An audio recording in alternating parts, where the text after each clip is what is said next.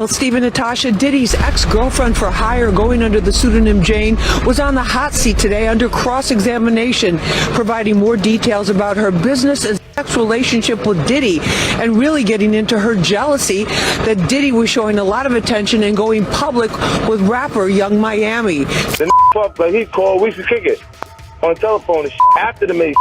Right. And the nigga be like, matter of fact, they sent me the girl pictures, like pictures of this girl, like not the that y'all saw. A voicemail of Diddy hitting up 50 Cent's baby mama just got blasted in federal court right after his crack pipe showed up as evidence. Now 50's going wild online, dragging both of them into a nasty public mess that's flipping this whole case upside down. And yes, 50's reaction, cold-blooded, ruthless, and straight up embarrassing for Diddy. But what's got everyone shook is how deep this messy triangle really goes. We're talking love drama, sex trafficking accusations, wild private parties, and threats over custody. And that kid stuck in the middle? Yeah, this ain't just some tabloid gossip anymore. What the court heard wasn't just freaky talk, it was solid evidence. Diddy kept his mouth shut while the whole room listened to his voice loud and clear, echoing through those courtroom speakers. Baby, we had a great time, stay in the light. It's all good, get your rest. You are the crack pipe. That's my new name for you, crack pipe. Or should I call you CP? But yeah. Meanwhile, 50 Cent came locked and loaded, dropping receipts, throwing up old Instagram posts, savage parody videos, and calling out the dirt behind the scenes.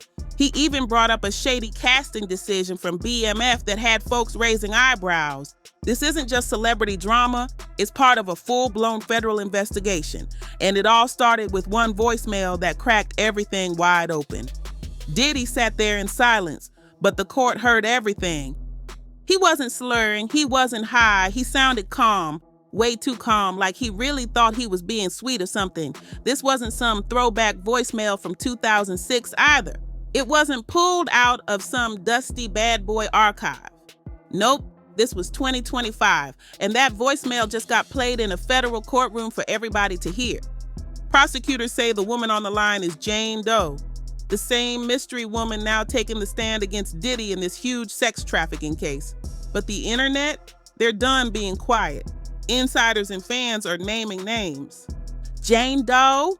Allegedly, it's Daphne Joy, model, entrepreneur, and Diddy's former flame. But here's the twist. She's also the mother of 50 Cent's son.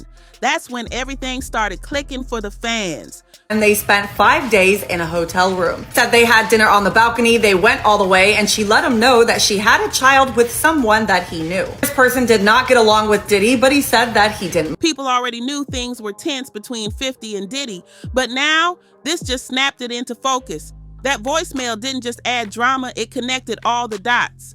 And guess what? That wasn't even the wildest part, because what came next on that courtroom audio took the scandal to a whole new level. Contract, that one word flipped the whole vibe in court. Suddenly, this wasn't just about pet names or flirty talk. It sounded like a full-on business deal, a setup dressed up as romance. Real slick on the surface, but messy underneath. So what was this so-called contract really about? According to testimony, Diddy was allegedly sliding Jane Doe $10,000 a month, not just to cover rent. Nah, he went all in. He covered her furniture, paid for her veneers, even helped fund her clothing brand. And get this, she admitted she wasn't the only one. Insiders are calling them love contracts, a whole lineup of women Diddy was financially supporting, all wrapped in the illusion of love. But when it came to Jane, things hit different. Prosecutors said Diddy pulled her in with sweet talk and affection, then locked her into a lifestyle. She became dependent on him financially, emotionally, physically. The deeper she got, the more tangled it became, and this wasn't no fairy tale. The so-called luxury turned into a trap, and once she was in, it got real dark real fast.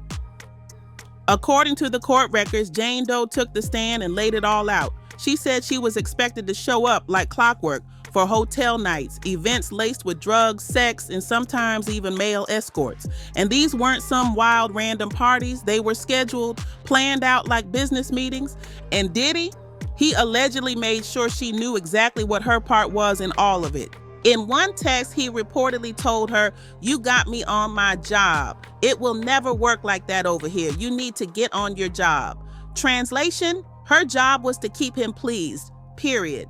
In another message, he wrote, "You have left me no choice. You have me treating you. I am trying to be clear. I am going to disappear on you." This came after one of those nights went sideways. It wasn't just tension, it sounded like pressure, control, even manipulation. And then came the guilt trip. He allegedly reminded her, "Look at the roof over your head and that pretty smile. I don't want to do anything if that's still an issue." A not so subtle threat wrapped in sugar. Still, she stayed. She stayed until the court made her speak. And that's when the fantasy shattered. Because under cross-examination, they hit her with one blunt question: "You gladly receive designer purses, right?" Jane didn't hold back. When asked about those luxury gifts, she fired back, "No, I got trauma."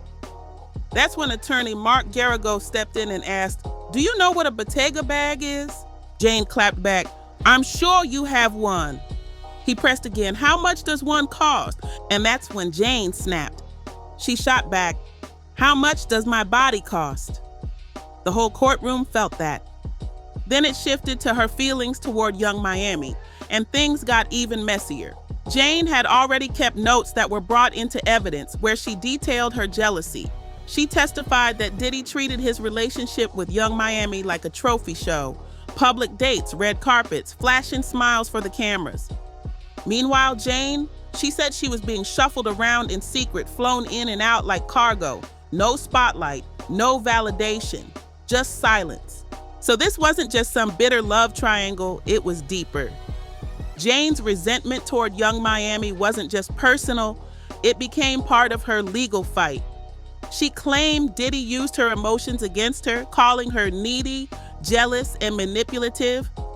And the worst part, Jane said she had to play along because if she ever said no to those nights, Diddy would threaten to cut her off completely.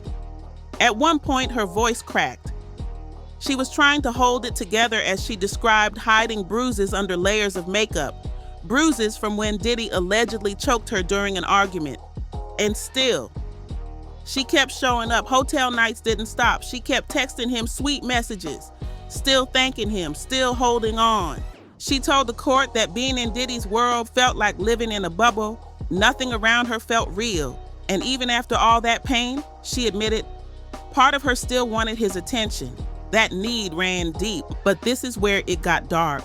She testified that Diddy didn't just invite her to wild parties. He sent full-on instructions: what to wear, who to bring, when to arrive, and most chilling, he allegedly told her to recruit other women and to keep them quiet. She said he offered perks to make it all easier to accept. Flights, designer gifts, free rent. Prosecutors now call it a full-blown freak-off enterprise. A whole network of women tangled in blurred lines, where consent came with strings and silence was part of the deal. And this wasn't some courtroom theory, it was confirmed in her own words. The love contract, very real. Jane said Diddy asked her straight up, "What do you want?" She told him $15,000 a month. He came back with $10,000 and she took it. They even put it on paper, a 2-year agreement. Jane moved into a brand new house with her kid, fully furnished on Diddy's dime. He gave her cash to launch a fashion line, set her up real nice. But the trade-off? She still had to play her part in the lifestyle.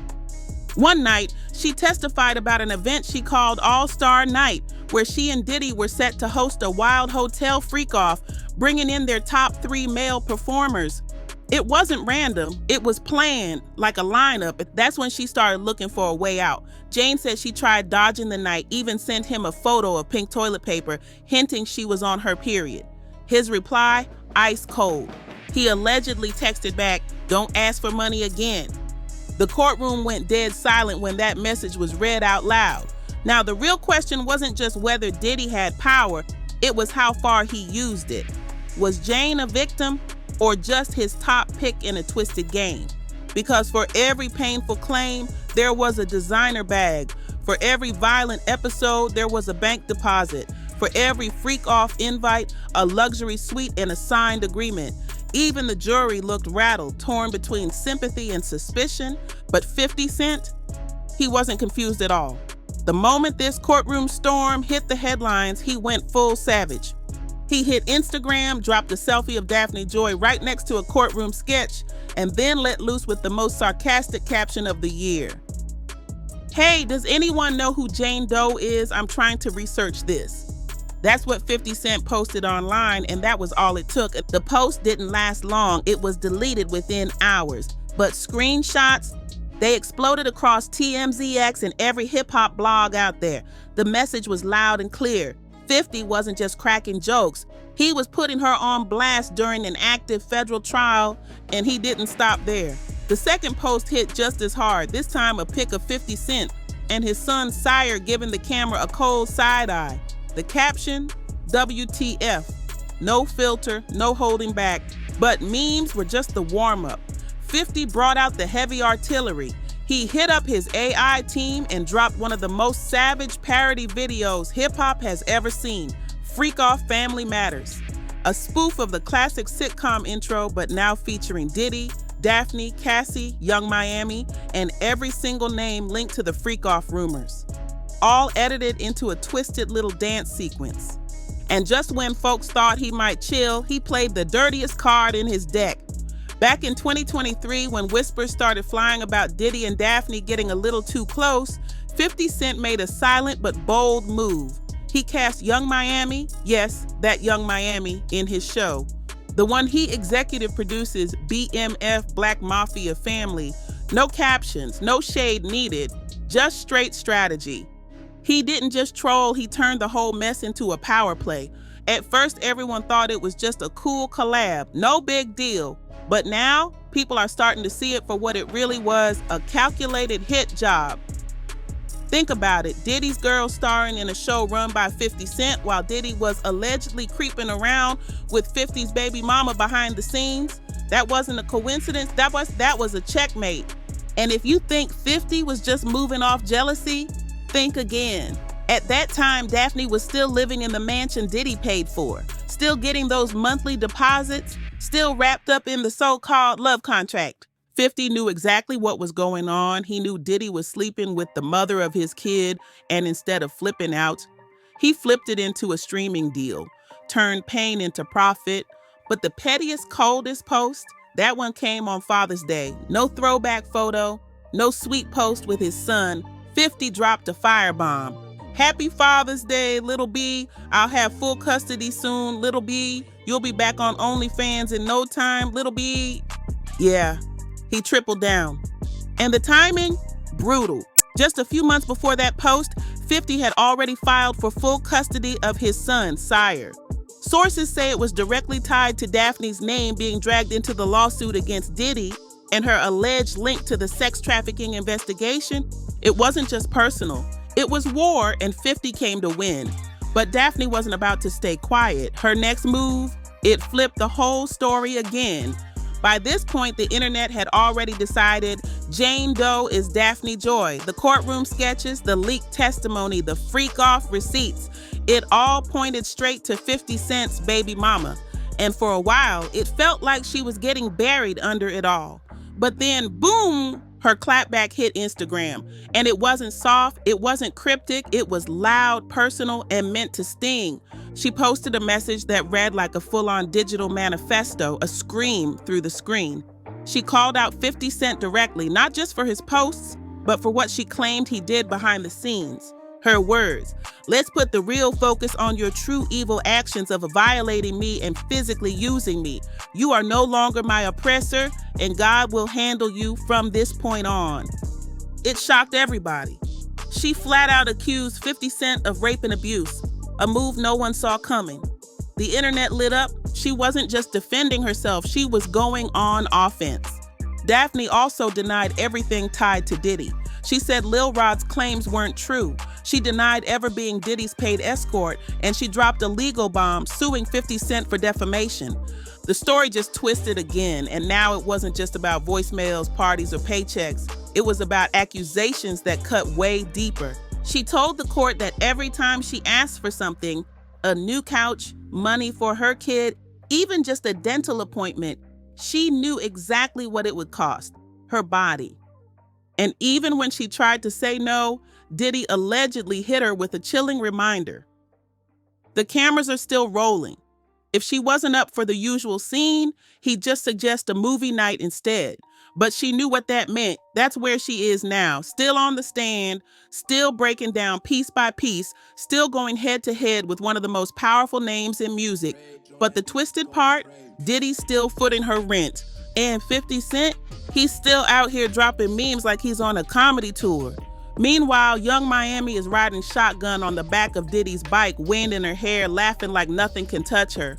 The queen of chaos gliding through the storm. Everyone's out here pointing fingers, making noise, throwing shade. But the deeper question is not just who's guilty, it's who's playing who.